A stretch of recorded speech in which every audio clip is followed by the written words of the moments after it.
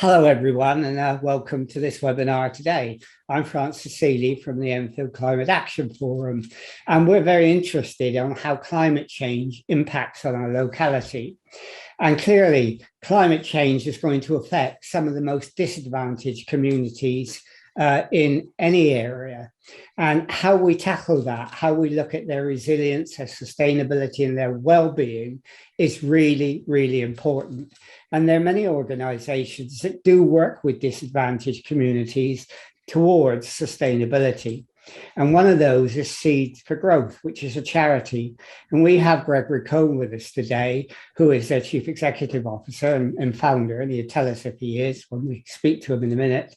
And we're really pleased that he's with us today. So, Jeffrey, thank you for joining us. And maybe you could start briefly by telling us what Seeds for Growth is, not in detail, because we're going to go through that as we discuss your charity, but what is Seeds for Growth? Certainly. Well, I was working in Tower Hamlets, running an agency to promote worker cooperatives, but I felt there were other issues that needed addressing for the community, particularly the Bangladeshi population had a high incidence of poor diet-related ill health. So to ameliorate that, we helped set up community food co-ops and launched 35 of those. But the important thing is, A, they were located in areas of need, and B, they were staffed by volunteers, and we worked with them for a year or so, and then waved goodbye and said good luck. And those that are still there are serving around 35,000 people. I tell you that because that philosophy and approach of empowering the community to set up projects for themselves is very much the ethos of the community gardens that I'm going to talk about in a moment. Very brief. Sorry, I was going to say that's a huge project to be involved in. I mean, how did you get the idea? What motivated you to do it? Let me be naughty and just give you a couple of other bullets about the charity. We then moved on. The food co-ops are just there for an hour or two a week.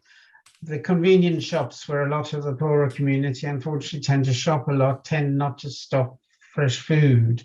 So we worked with 500 of those to encourage them to sell fresh food and link them to local schools. And then, as you'll find out, I like jumping around, and we got a £1.5 million program from Europe to work in prisons and wrote a training for trainers course recognized throughout Europe to help people with an arts background run workshops in prisons.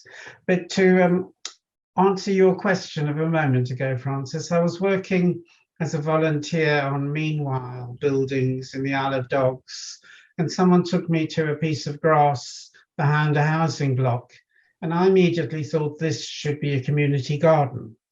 And I then had a thought and decided it would be wonderful to start a large program creating community gardens on wasteland in social housing estates.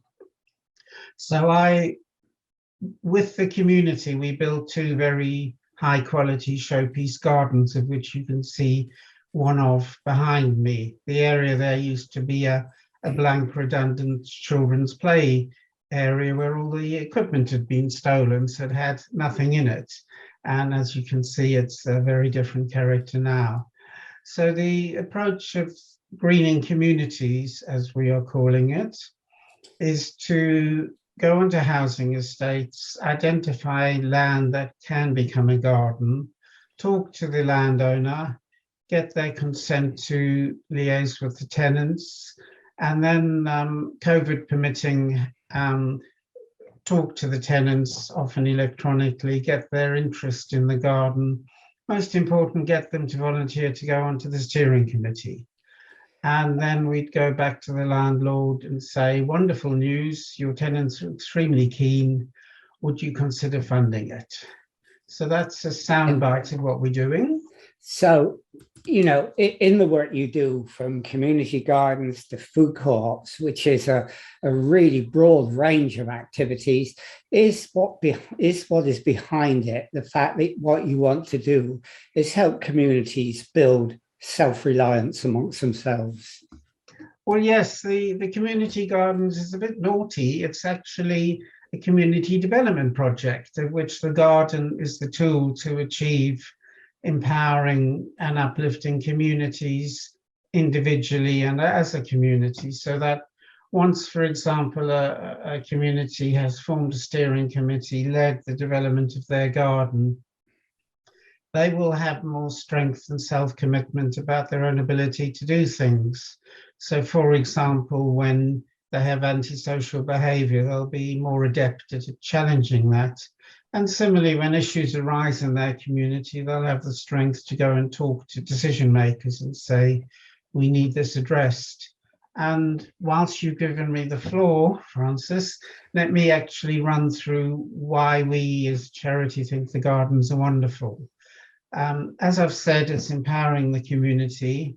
It's combating climate change because there's a lot of new green area, reducing flooding because there's more exposed earth, creating shade for those hot summers we're getting, and also reducing noise from local roads because of all the new vegetation.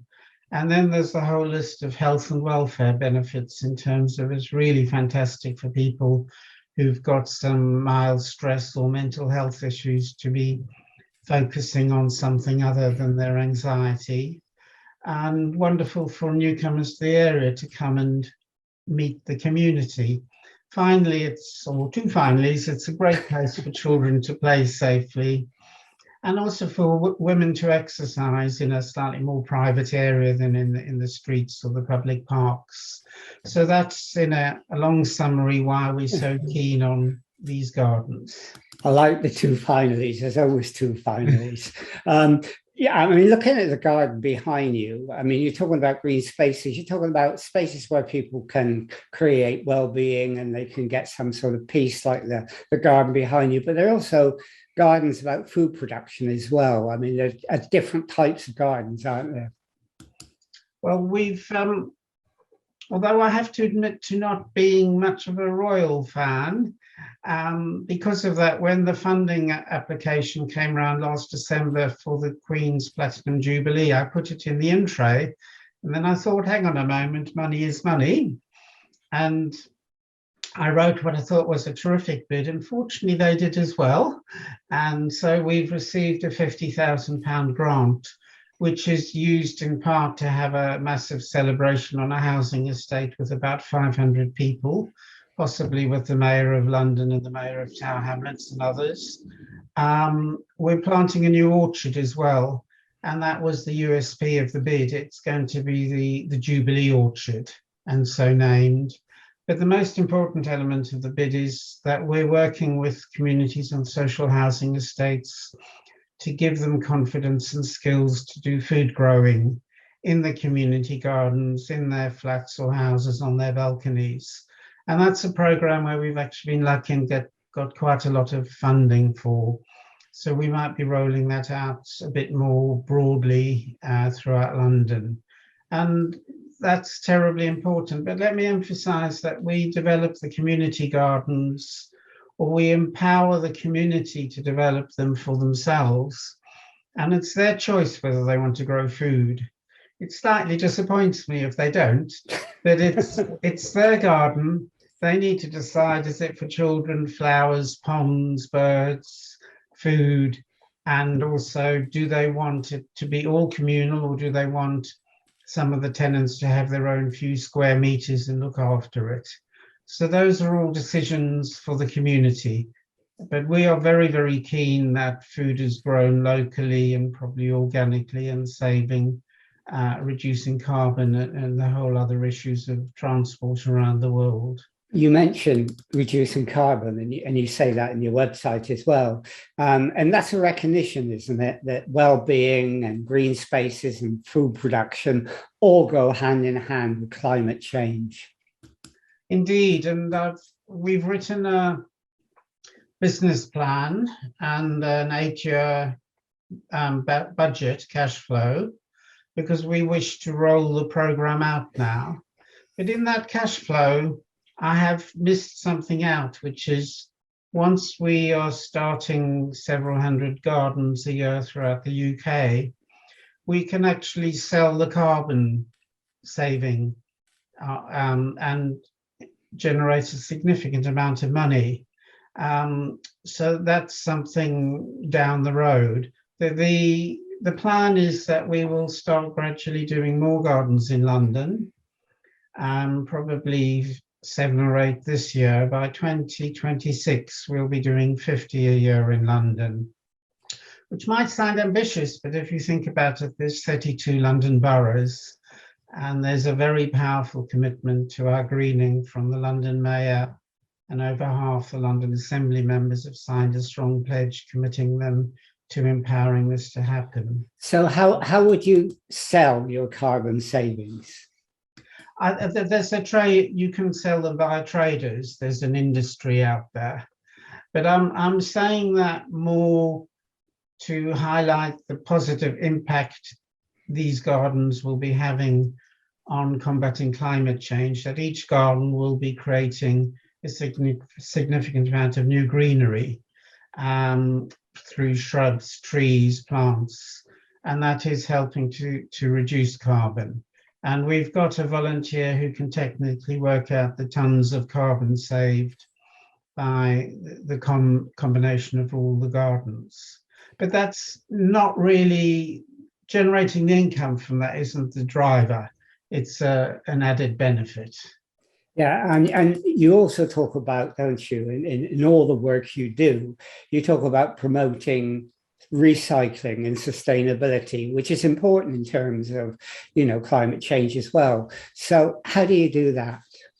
Well, first of all, we would try and avoid the new gardens containing any plastic. There will be exceptions, like the water butts, there where we're collecting water from the rain roof and so on. But even there, we would be looking at photoelectric cells to power the engine to spread that water around the site. But we'd be avoiding buying plastic pots and things like that. And also we've been encouraging the tenants to start composting, not just the garden waste, but also all their domestic waste. So we would very much expect there to be a composting system in all the gardens we create. And composting is something you need to learn about. It doesn't happen naturally, so how you do it and the aeration and various things. So there would, on our website, there will be videos and information on composting, and we'd encourage people to do that. If you don't mind, Francis, let me just mention the rest of the UK, because we were so excited and positive about the benefits that we thought, why disadvantage the rest of Britain? Although we didn't really want to become a UK-wide charity, so we've gone to McDonald's and stolen their franchise concept, but I don't think we'll be having a meat burger or a plant burger from them. So what we're doing is we've developed the project called Greening Communities. And in that toolbox, we're putting a massive videos and information and forms about how to green your community. And Clifford Chance, one of the biggest law firms in the UK, had offered us a pro bono service to create all the legal documents to set up these franchises, inverted commas, around the country. We're not going to use the phrase franchise because it's a commercial phrase and it'll confuse people. This is a community social enterprise. And we will, from next year, starting to run some pilots and then selling them, hoping to have 100 of them around the country by 2027. They'd each have a target of setting 5 new green areas a year. And if you do the simple maths, that's 5 times 100, which is 500, plus the 50 in London. And if you get your calculator out and say that 20 people will visit each garden once a day, you get to 4 million visits a year. So the impact is something we're really excited about. So it's going to be max seeds for growth. in a franchise way, which is quite an interesting way of doing it. I mean, when you sort of work with community gardens, I mean, how do you find them? Do they come to you? Do you go to them? I mean, for example, you've got one on the Isle of Dogs, haven't you? How did that start? Was that something that they initiated, or did you go to them? Well, we've been hiding in our office during the 2 years of COVID, developing this project. We haven't really been out in the community. We're about to, with our Queen's Jubilee party, where we'll be launching Greening Communities London. And in a year's time, we hope to have a much more high profile launch for the whole country. No, we identified the land on the housing estates and then contacted the community. In those days, we door knocked. Now we'll use social media and forms for people to fill out and get information. I think in the future that the focus will be, we've got masses of volunteers. We've got 23. And we're about to have 3 coming from America and 1 from France. And they will be going cold into housing estates around London, finding pieces of land, documenting it. And then the charity will contact the landowner and say, would you be interested in us working? I think there is a role for us having a broader promotion whereby people, tenants and residents start contacting us. And we'd welcome that. But I suspect most of the initiatives are going to come from us taking the lead. Although in the last few weeks, one of the biggest housing providers in London, who has 90,000 homes, has contacted us, and they're very keen that we start greening their community. So I think as the word gets out. The other reason in 2018 why I thought this is an interesting project is I suspected there was nobody else doing it, and which I think is true. There isn't any other organization that's proactively going into housing estates and saying, let's do a garden. So that means we can focus more on what we're doing and not be looking over our shoulder. I mean, when you say you work with tenants, so you're just talking about council tenants or housing association tenants as well, or do you work with the wider community?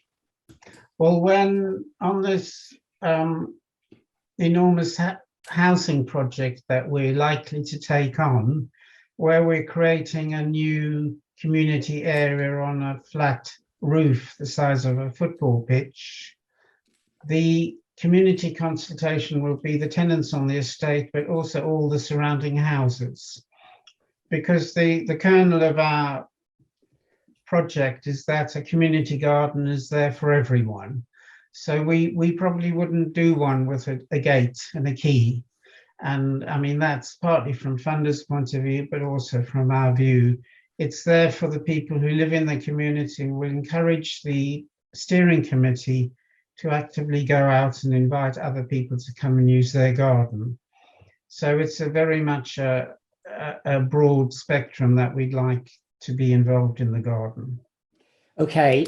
I mean, you know, reading your website and listening to you, it's quite clear that well-being is central to what you do. And that interests us because we are developing a project with the health authorities on climate change and public health. And your projects and all the things you do address the causes of poor health, doesn't it?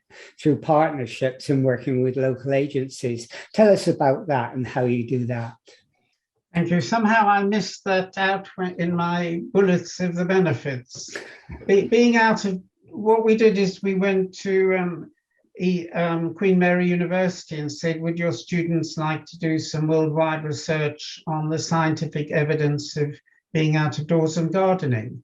And as a result of that, we've produced, I think, a 28-page booklet, which is not a scientific document. It's more drawings and quotes, etc., which is available on our website. And I was sort of amazed or gobsmacked at the things they came back with.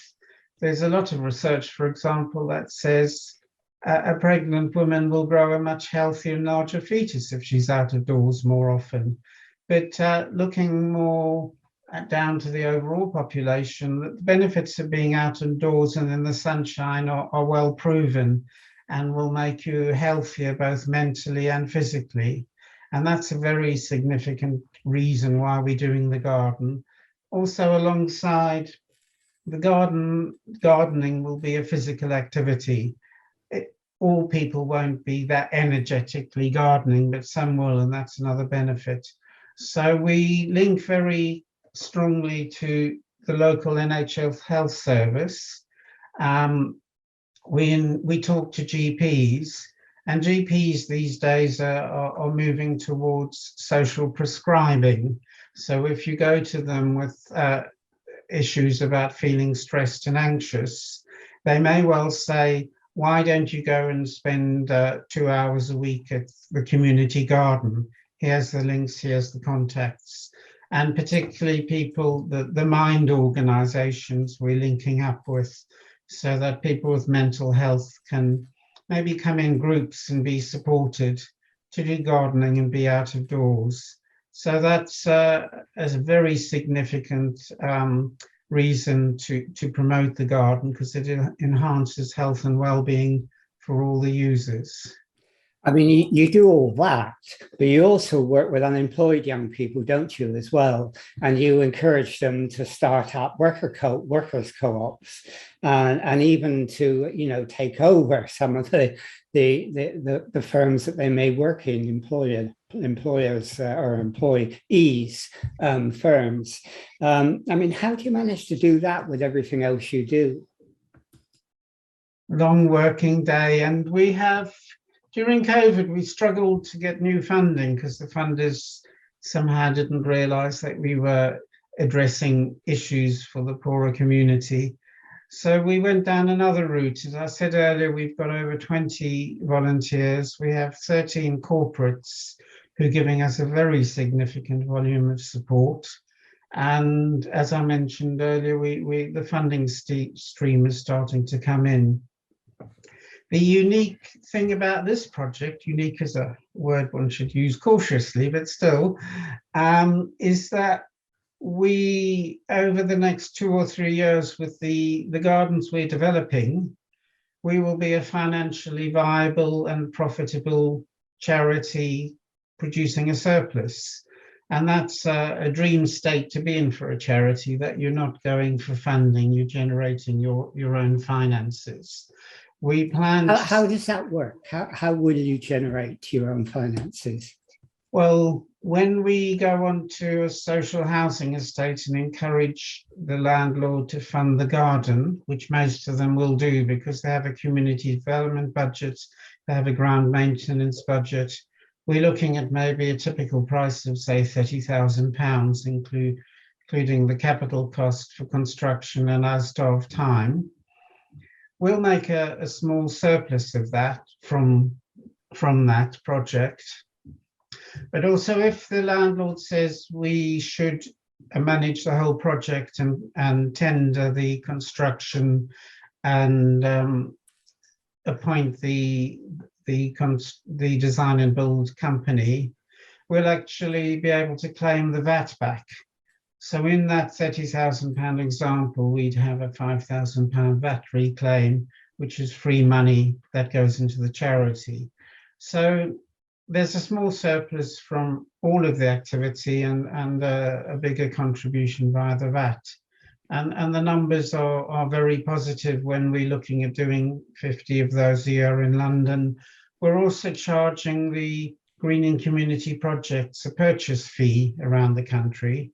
A small fee, but it's still, we think people don't value things unless they buy them. And given the franchise principles, we're saying they need to pay an annual renewal fee as well. They're designed to get commitment. They're not designed to put people off.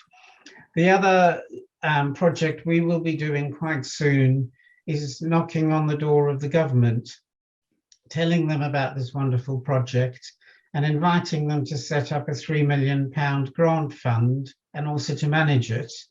And how that'll work is where in Birmingham, Leeds, Manchester, Dudley, you set up a greening communities project, you'll be entitled to apply to the government for a £30,000 startup grant. That's not money for us, that's to encourage and facilitate the formation of the 100 projects around the country. I think the answer to your question is, how do we do so much? We have a commitment from our small staff, from our trustees, and from volunteers. And we're riding on a wave of, this is a great project, and the world is beginning to wake up to the fact they need to address climate change and sustainability, which this project is doing so effectively. And you mentioned it earlier, but you can tell us a bit more about it. You also have a criminal justice project on top of everything else. What is that project?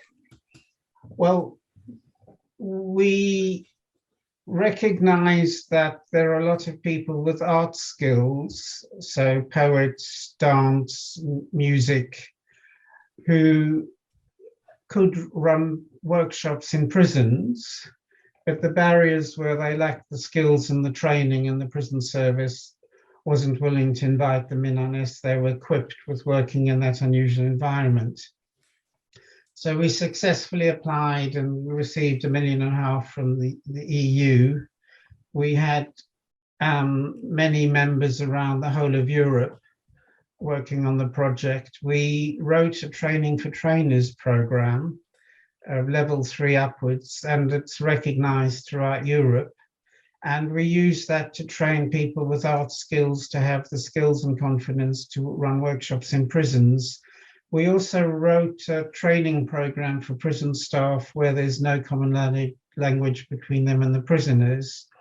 And finally, we collected evidence throughout Europe about the benefits of prisoners having use of computers for when they leave prison and how it reduces recidivism. And we put that in the hands of government and said that's something you should consider. Not just recently, the UK government is going down that road of recognizing the importance of a prisoner not coming out IT illiterate. So I think the strain that runs through Seeds for Growth is that we like to empower people to do things for themselves. So we were empowering the artists to be able to go and extend the range of the people they were training. We're empowering prison staff to communicate where they had barriers, and empowering prisoners to gain the skills so that they can get information when they're out of prison, and get work and get housing via computers and phones. When you say we wrote, I mean, obviously you didn't write all the training stuff yourself because you can't do everything. Do you have a sort of a group of researchers, or do you get funding to pay researchers from a university that will help you to write these training manuals and these reports? Well, our style is to work with the community, identify a need, and then access the funding, and then appoint a team to manage that project. And on the training course, we got on board a partnership with the College of Teachers, who I think had their Queen's recognition over 150 years ago, and were a very well experienced organization in writing training courses. So yes, the answer to your question is we'll pull in partners to deliver it for us. On the greening communities, we're planning to recruit 14 people over the next couple of years to take this project forward.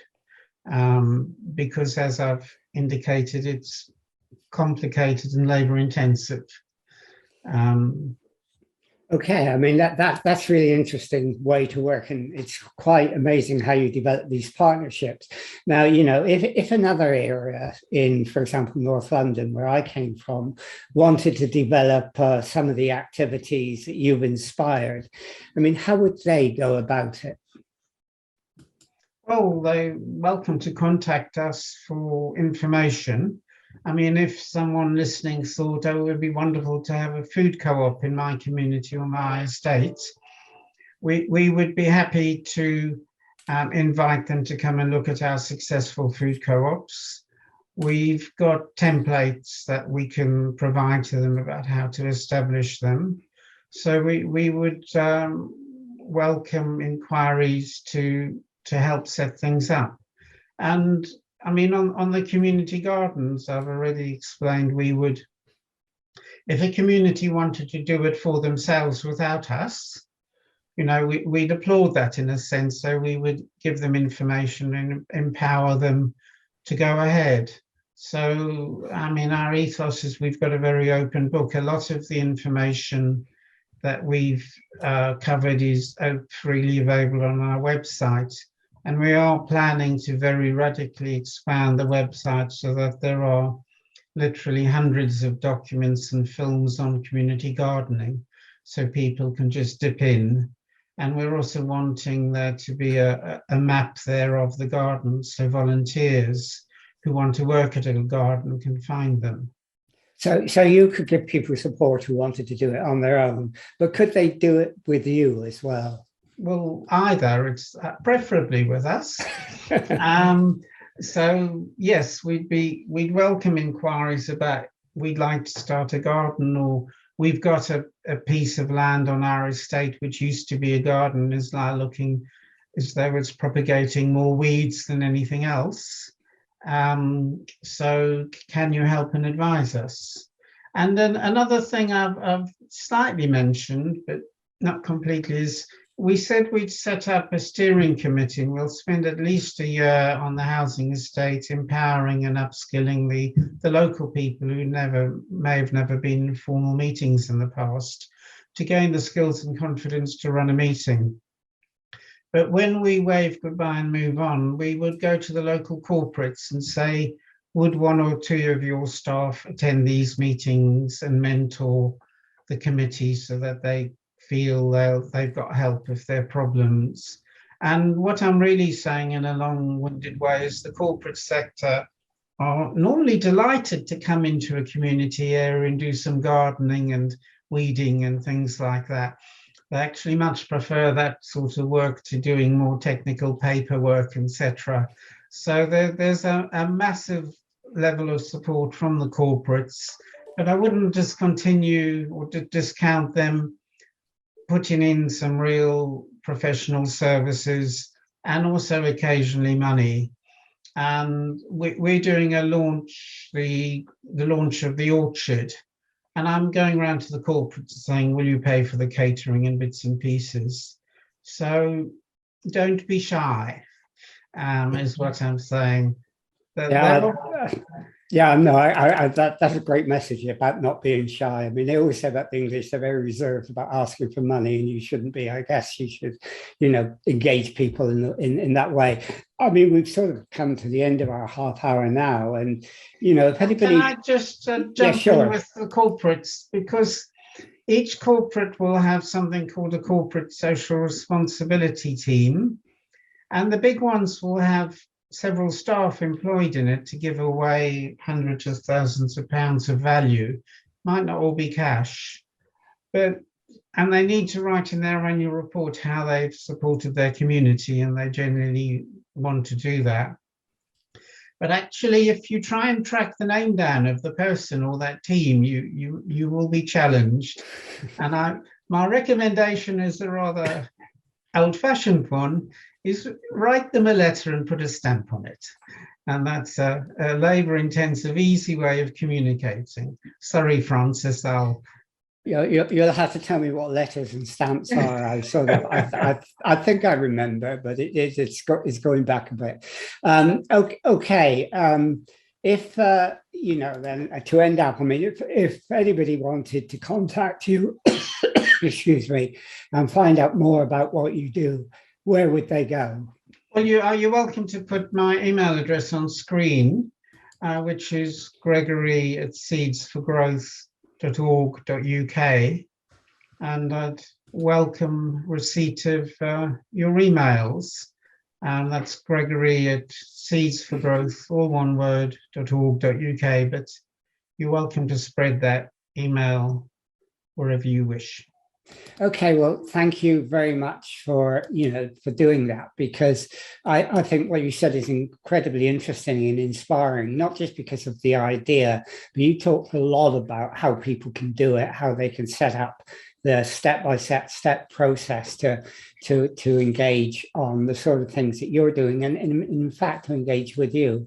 And I think that a lot of people will learn a lot from that. And I'm sure in what we're doing in Eastern Enfield in public health and climate change would draw on your experience and talk to you about that. And I hope we can get people involved with you on that as we develop things there, because engaging disadvantaged communities is a real challenge. And I think you learned to do that in a way that we can learn from you. So, thank you for, joining us. Thank you for doing this Francis, interview. if I can just jump in terms of contacting us, we've got a website. We're on Instagram, Twitter, Facebook, and LinkedIn. And also, I'm not sure whether you had the time, but we've got 3 2-minute films which really tell the story far more effectively than I have done. And you can link those on all our social media and see how to achieve what we've done for yourselves or with us. So thank you. Okay, so that's great to know, and we'll also look at those films and we'll put those up on our social networks, because I think what you do needs to be disseminated a great deal, because people will learn from it. So thank you for doing this, Gregory, and we'll end this interview now.